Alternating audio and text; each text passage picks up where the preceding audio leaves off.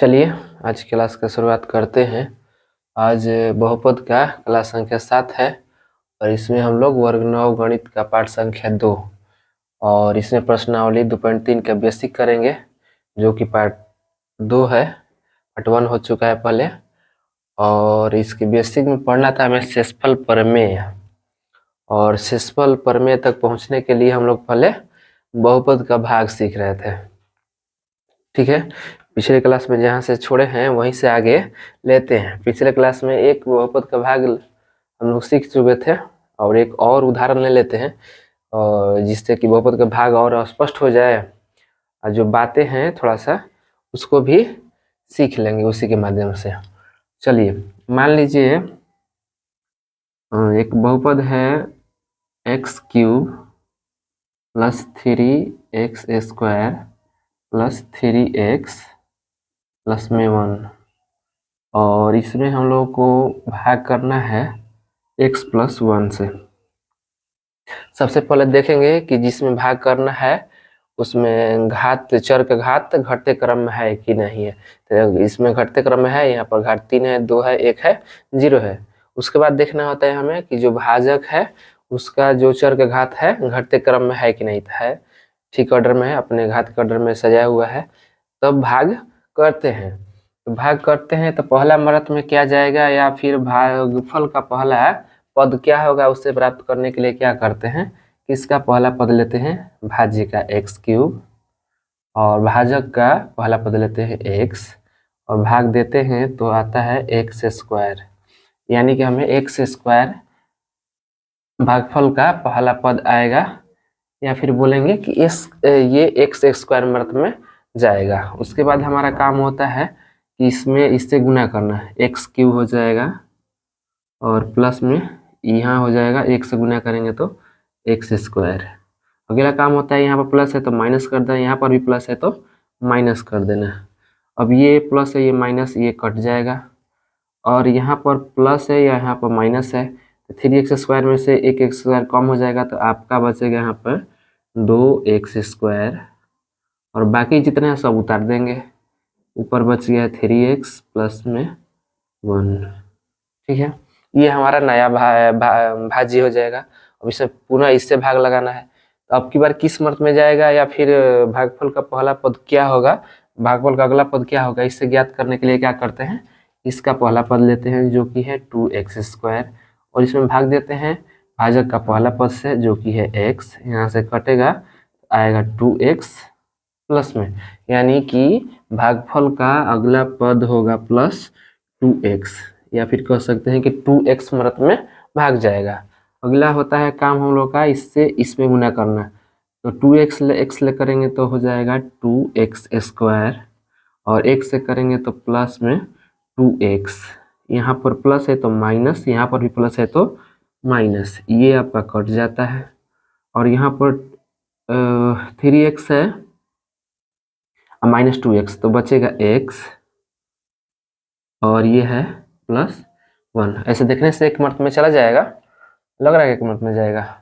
चलिए देखते हैं, लेकिन वो उस पहले वाले तरीके से क्या करते हैं, इसका पहला पद लेते हैं जो कि x है, भाजक का पहला लेते हैं x है, ये कटेगा एक मर्त में, यानी कि भागफल का अगला पद 1 होगा, या फिर कह सकते हैं कि एक मर्त में कटेगा, तो ये गुना करेंगे तो हो जाएगा x प्लस में 1, यहाँ पर प्लस है तो माइनस है, यहाँ पर प्लस है तो माइनस, ये कट जाएगा और ये कट जाएगा, शेषफल क्या आ जाएगा 0।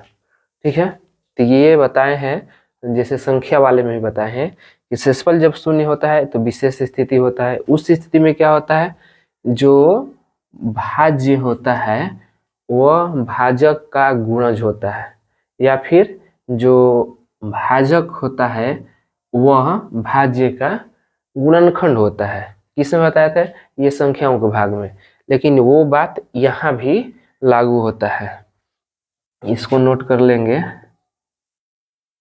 जब शेषफल 0 हो तब भाजक भाज्य का गुणनखंड खंड होता है,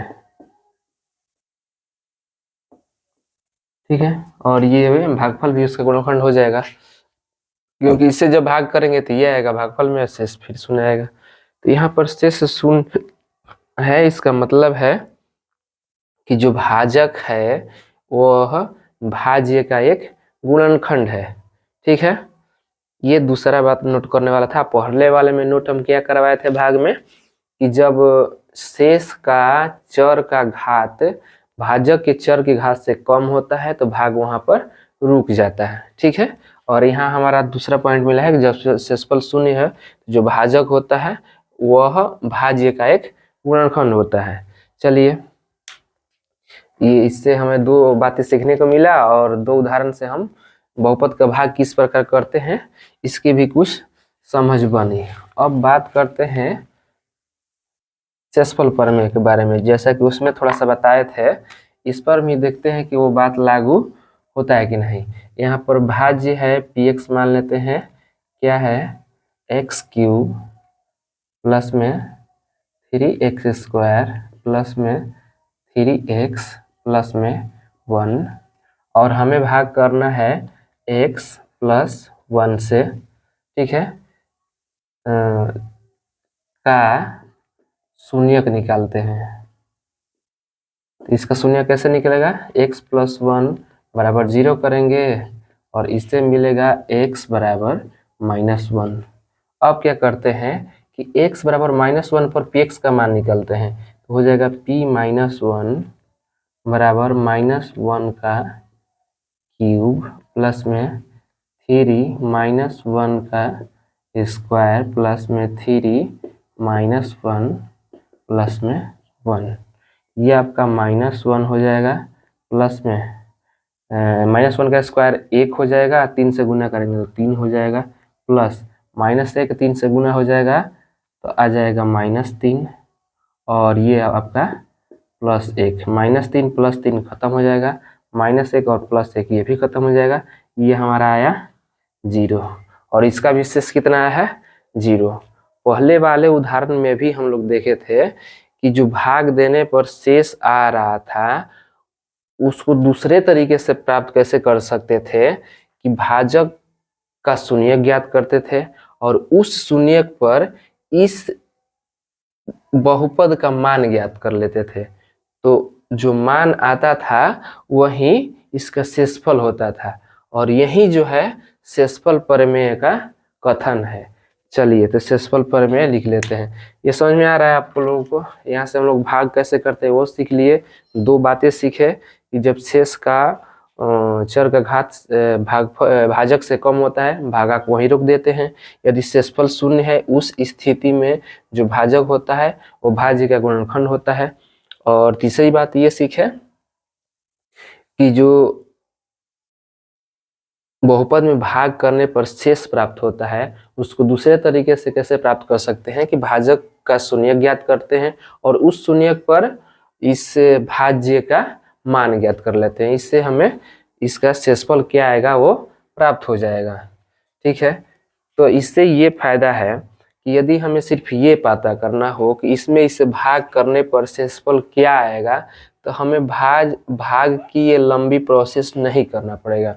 क्या फायदा है कि हमें इस भाग की लंबी प्रोसेस नहीं करना है, सिर्फ ये प्रोसेस करके हम इसके शेषफल ज्ञात कर सकते हैं कि इस बहुपद में इस बहुपद से भाग करेंगे तो शेषफल क्या आएगा, उस माने इस विधि से ज्ञात कर सकते थे। और ये विधि किस काम आएगा, ये विधि इस काम आएगा ये पता करने में कि इस बहुपद का गुणनखंड ये है या नहीं है, ठीक है। ये शून्य आ जाएगा, इसका मतलब है इसका एक गुणनखंड ये है, ठीक है। चलिए, आगे क्वेश्चन आता जाएगा तो समझदारी बढ़ती जाएगी इसके बारे में, इसका क्या फायदा है कैसे काम करता है। अभी हम लोग शेषफल प्रमेय का कथन और एक छोटा सा प्रूफ उसका यानी सिद्ध कैसे होता है वो देख लेते हैं। तो है शेषफल प्रमेय।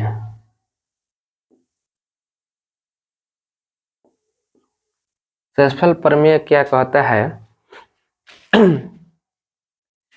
यदि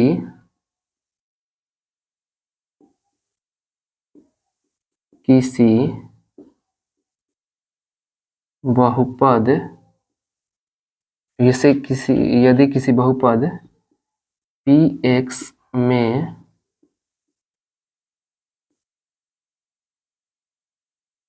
किसी रैखिक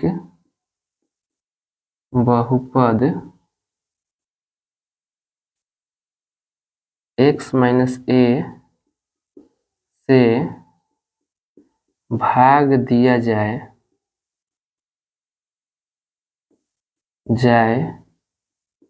तो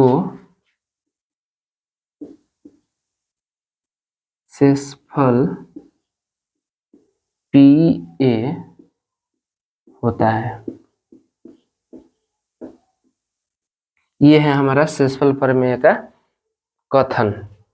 यदि कोई बहुपद है px, कुछ भी है px बराबर, जैसे पहले वाले में था x³ + 3x² + 3x + 1, उसमें किसी रैखिक बहुपद जैसे वहां पर था x + 1, तो x - 1 से भाग दिया जाए तो शेषफल PA होता है। और यहाँ पर a कितना हो जाएगा, -a, तो वहां पर -a लिखे थे, ठीक है। तो उस स्थिति में शेषफल PA होता है। तो जब हमें शेषफल ज्ञात करना होता है तो लंबी प्रोसेस से भाग नहीं करेंगे, सिर्फ इस बहुपद में इसके शून्य का मान रख देंगे, ठीक है। अब इसका प्रूफ देख लेते हैं, ये बात आखिर सही कैसे होता है, ठीक है। कथन समझ में आ गया होगा आप लोगों को। यदि कि किसी बहुपद px में किसी रैखिक बहुपद p में x - a से भाग दिया जाता है तो शेषफल PA होता है, ठीक है। चलिए इसका प्रूफ देखते हैं कैसे ये साबित होता है ये सही है। मान लेते हैं, मान लिया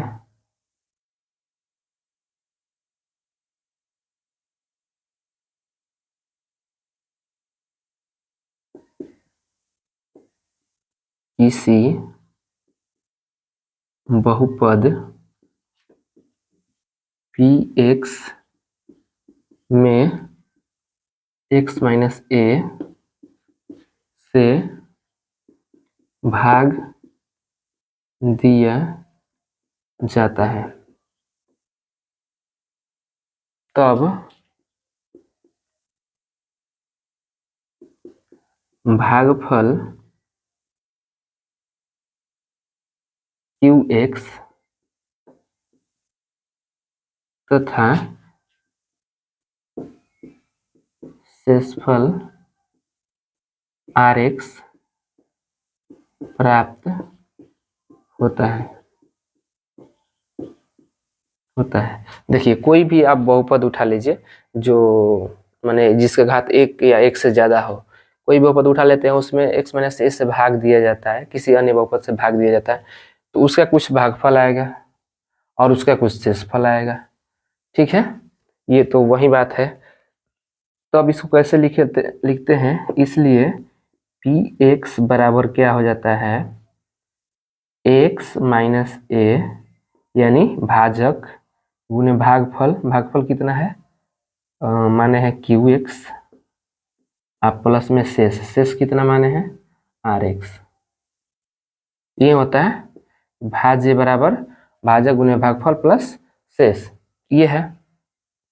अब चूंकि जब हम लोग भाग करते हैं x - a से, ठीक है, तो हम पहले बताए थे कि भाग कब रुकता है, कब रुकता है, जब भाजक का जो चर होता है उसका घात से शेष का घात कम हो जाता है। तो यहाँ पर भाजक का घात कितना है 1, ठीक है। तो इस स्थिति में शेष का घात क्या हो जाएगा, इससे 1 कम होगा, यानी इसका घात कितना हो जाएगा 0, और जब 0 होगा तो ये कहलाएगा अचर, ठीक है। इस बात को लिखते हैं, चूंकि x - a का घात 1 है, इसलिए आर एक्स का घात शून्य होगा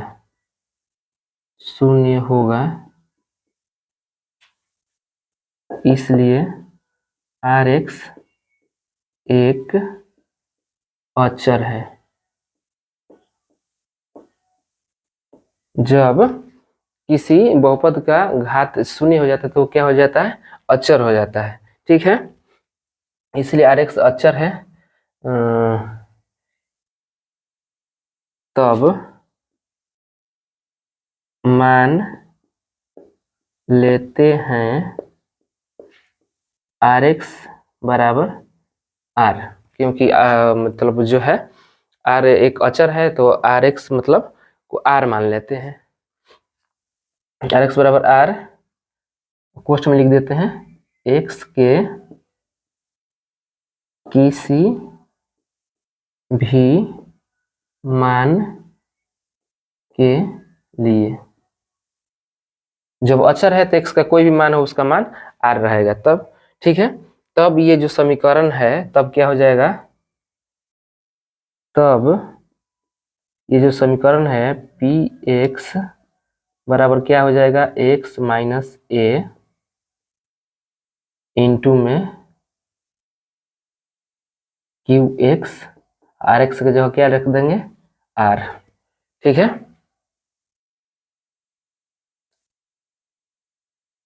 तब पी ए बराबर क्या हो जाएगा, एक्स जहाँ जहाँ है वहाँ वहाँ ए रखेंगे, एक्स के स्थान पर ए रखेंगे माइनस ए, और क्यू एक्स के स्थान पर ए प्लस में आर। ठीक है, बराबर ये हो जाएगा 0 गुना में क्यू ए प्लस में आर, बराबर ये 0 होगा तो 0 प्लस में आर बराबर आर। इससे यहाँ से हमें क्या मिल रहा है, आर बराबर पी ए।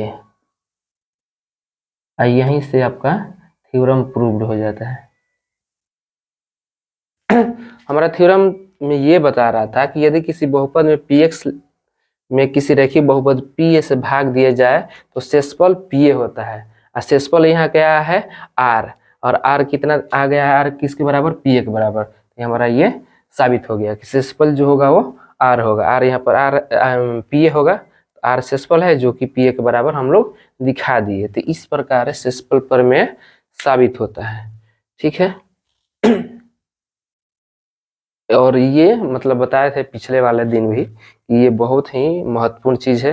ये आपका इंटर बीएससी एमएससी तक साथ मतलब देता है, क्वेश्चन पूछा जाता है साबित करने के लिए भी, और दो बार मतलब इसका संख्या में भी है, रियल एनालिसिस यानी संख्या के रूप में भी है, और अलजेब्रा के रूप में, एडवांस अब्स्ट्रैक्ट अलजेब्रा उसमें भी ये आता है। ठीक है, चलिए इसको मिटा देते हैं।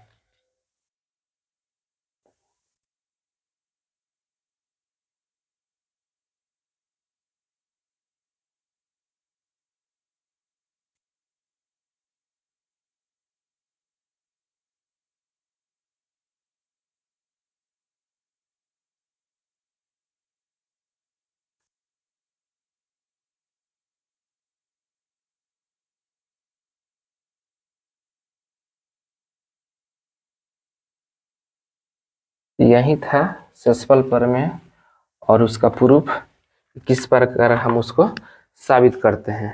ठीक है, और इसका उपयोग हम लोग बताए हैं कि यदि कोई मतलब दिया गया है, जैसे मान लेते हैं इसका उपयोग क्या होता है कि मान लीजिए कि आपको दिया गया है क्वेश्चन बहुपद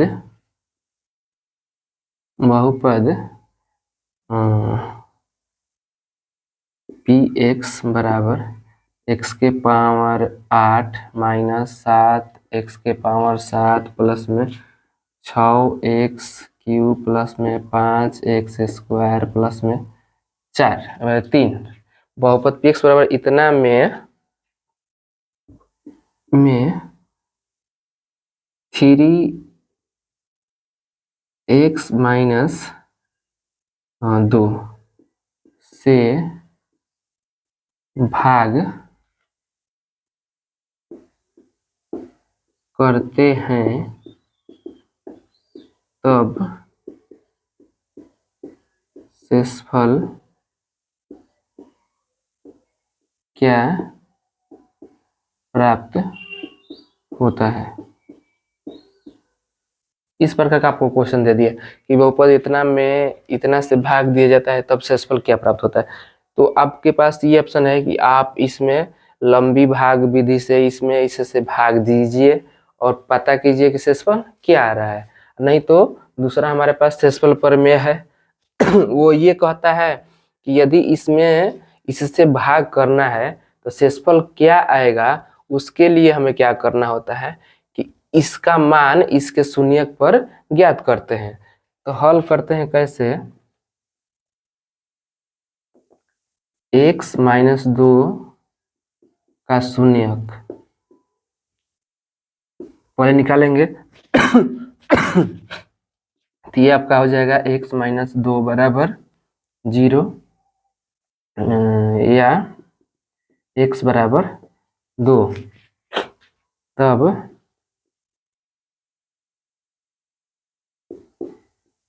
शेषफल बराबर क्या हो जाता है P2।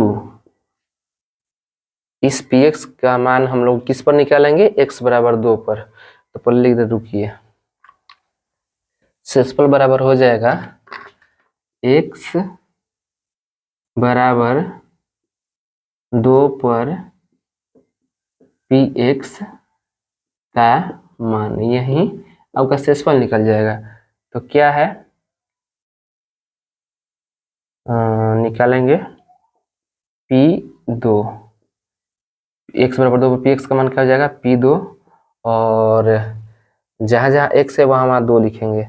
2 का पावर 8 माइनस 7 गुने 2 का पावर 7 प्लस 6 गुने 2 का पावर 3 प्लस 5 गुने 2 का पावर 2 प्लस में 3। ये आपका हो जाएगा 2 4 8 16 32 64 128 512। 2 4 8 16 32 64 128 256। हाँ, 256 माइनस 107 गुने 128 प्लस में 8 छक 48 प्लस में 4 5 20 प्लस में 3। ये आपका 256 माइनस इससे गुना करेंगे 7 8 56 6 5 7 2 14 5 19 1 7 1 8 प्लस 48 प्लस में 20 प्लस में 3।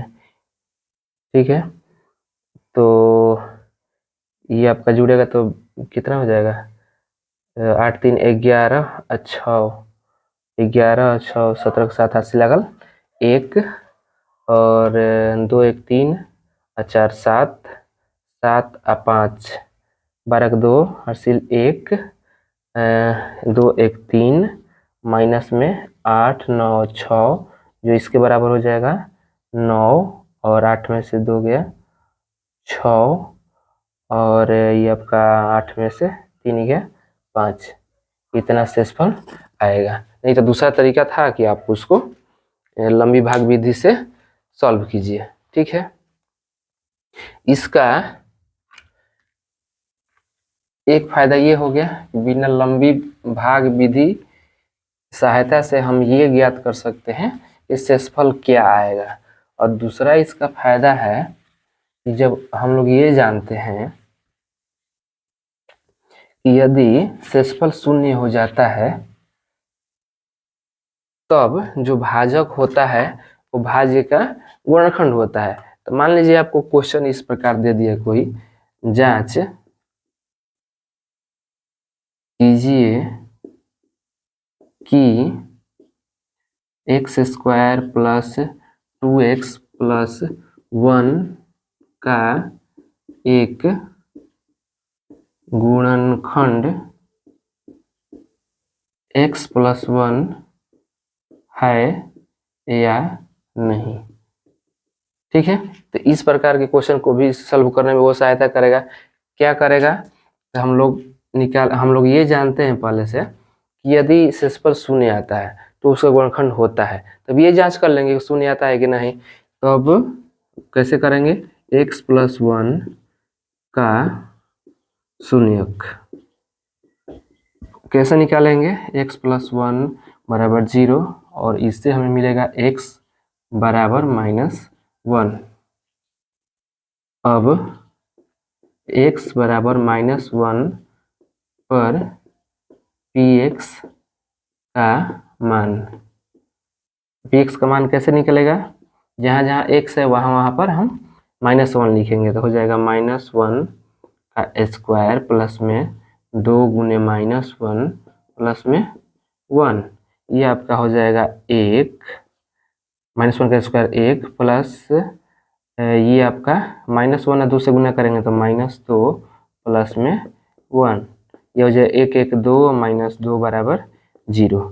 चूँकि यहाँ पर शेष क्या हो रहा है, शून्य हो रहा है, इसलिए क्या हो जाएगा कि इस स्थिति में भाजक जो कि x प्लस 1 है वो भाज्य यानी x square plus 2x plus 1 का एक गुणनखंड है। जब आप इससे भाग कीजिएगा तो पूरा पूरा विभाजित हो जाता है और भागफल क्या आता है, वही आता है, इसके स्क्वायर करने पर ये आएगा। ठीक है, तो ये है आपका शेषफल परिमेय का कुछ उपयोग। ठीक है, आज की क्लास को यहीं समाप्त करते हैं, अगले क्लास में इसका सारा हम लोग उदाहरण देख लेंगे। चलिए, वीडियो देखने के लिए धन्यवाद।